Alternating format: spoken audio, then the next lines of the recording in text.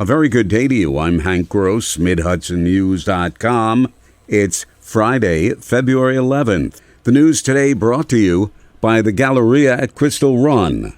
Ulster County Executive Pat Ryan has announced that over the next week, county departments, in coordination with the State Division of Homeland Security and Emergency Services, will deploy a traveling disaster assistance center to assist county residents at 3 locations with storm recovery needs and insurance claims.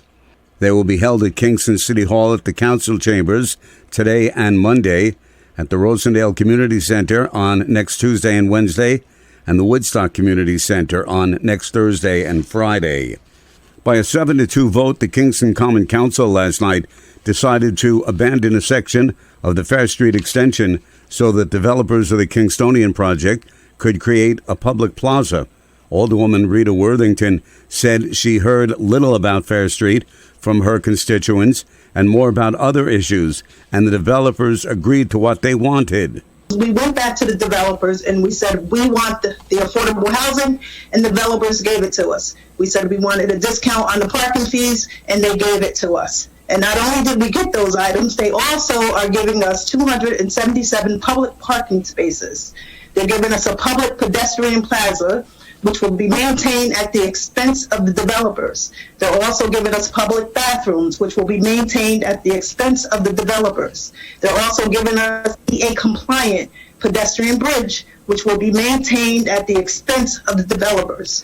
Council members Hirsch and Mohammed cast the 2 negative votes. The sudden retirement of Ulster County's chief medical examiner last month and the increased caseload of deaths requiring autopsies has resulted in the immediate need for an additional deputy medical examiner.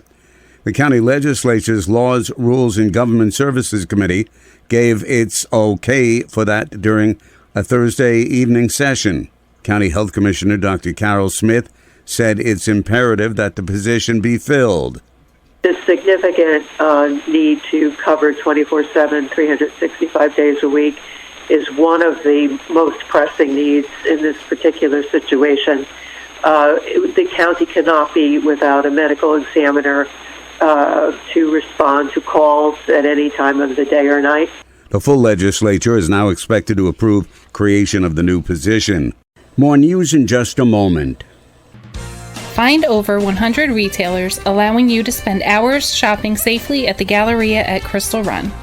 Enjoy the big brands and the diverse selection of family-owned stores all in one location. The Galleria at Crystal Run offers dining options for everyone with Fuji 110 Grill, Allen's Mediterranean Grill, and Peru Cuisine. Discover the Mid-Hudson Valley's premier shopping, dining, and entertainment destination, the Galleria at Crystal Run. For more information, follow us on Instagram, Facebook, or visit GalleriaCrystalRun.com.